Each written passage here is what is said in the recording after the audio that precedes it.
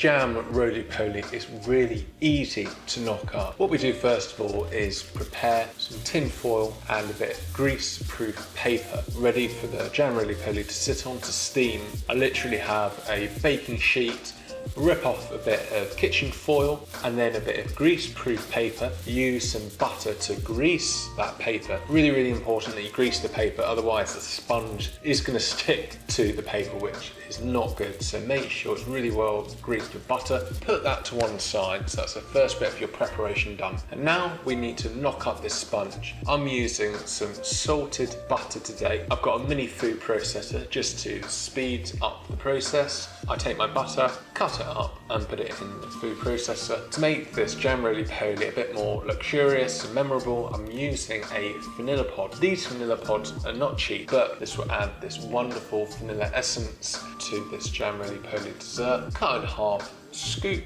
out the seeds. Get every seed that you can out of that vanilla pod and put it into the food processor. Once you've used your knife, you can actually just run your fingers along and remove any other seeds.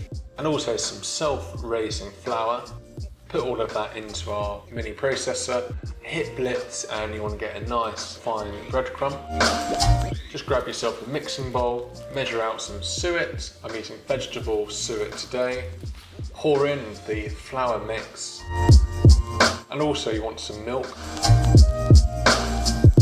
I'm going to use a knife to bring all of this together. As soon as it starts to come together, you want to put the dish to one side, lightly flour your work surface, and then turn the dough out on the work surface. Give it a very light knead, then get your rolling pin and roll this out. You want to get this quite thin, all ready to put the jam on.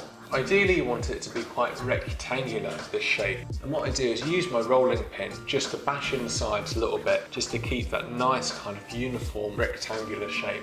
I'm going to use some strawberry jam. You could use raspberry jam or you could use plum jam, but strawberry is my favourite type of jam, so I'm going to use this one.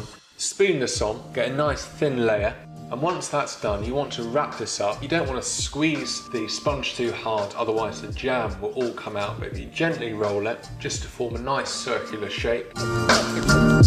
Once you've got all of that rolled, just seal it best you can, and then move this to your grease-proof paper, and then you want to gently wrap this. Don't wrap it too tightly because the self-raising flour in the sponge will allow that jam roly poly to expand and it steams in the oven. I'm actually going to use a double layer of kitchen foil to make sure this is really nicely wrapped. I'm going to steam this. The way I'm going to do this, have a big baking tray and then pour a kettle of boiling water in, and as this cooks over the hour or so, the steam will evaporate and gently steam this wonderful pudding.